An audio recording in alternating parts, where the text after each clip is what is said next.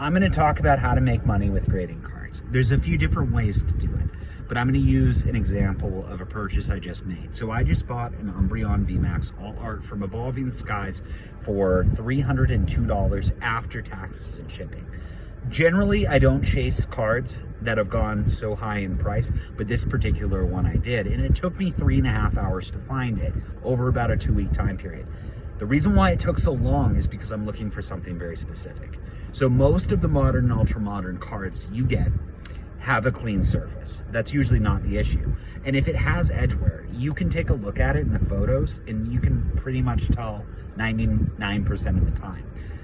The issue is centering. So specifically with CGC. CGC is at a point right now where a 10 sells about the same as a PSA 10. In fact, I have sold CGC 10s for the same price, some of them even higher than what a PSA 10 will sell for. The reason why I bought this specific card for so much is because the centering on the back is perfect. So if you're looking for a card to buy and everything else, everything looks perfect on it, you really have to look at the centering. From the front, you can tell pretty easily, but on the back, you've got to really take a peek.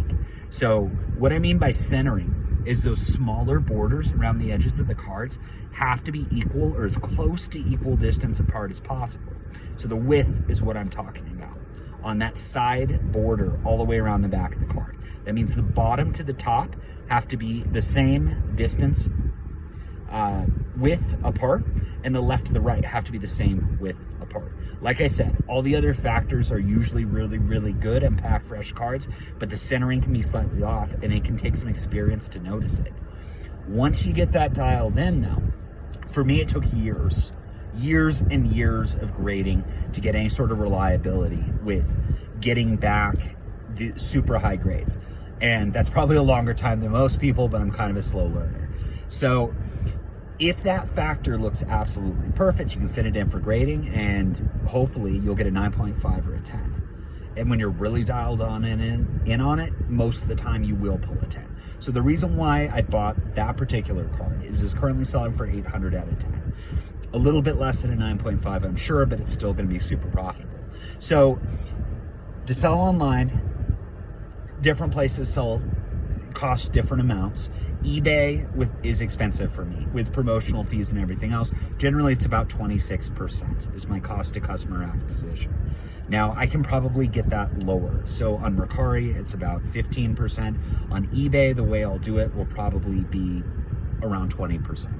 So provided you get a 10 and you sell that card for $800, you got to subtract 20% off the top. You gotta be realistic with the fees. So that's $160. So you're looking at $640. $25 is what it's gonna cost me to get graded. That's gonna be $615, right? Minus the $300, that leaves at $315. And over 3 hours, that's about $100 an hour.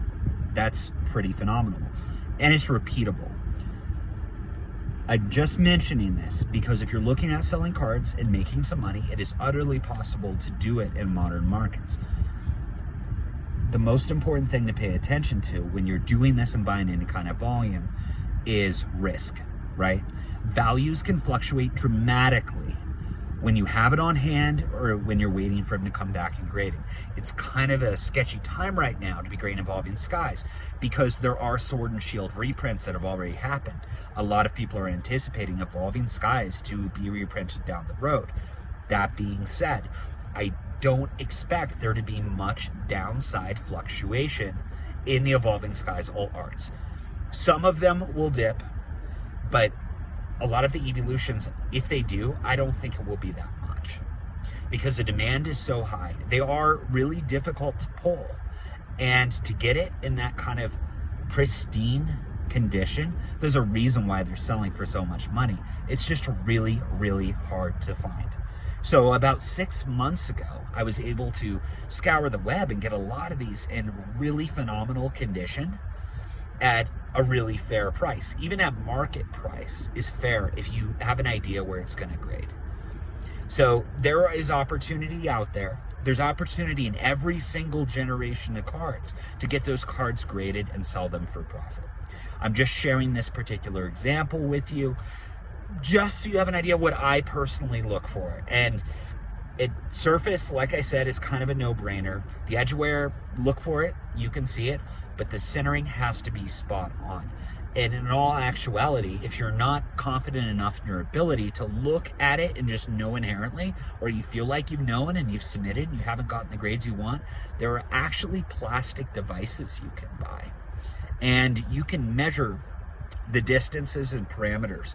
So I think 60-40 is the ratio for a PSA 10. I believe the guidelines might be a little bit stricter on CGC, but if you want to be safe and go as close to perfect as possible, you can buy one of those measuring tools.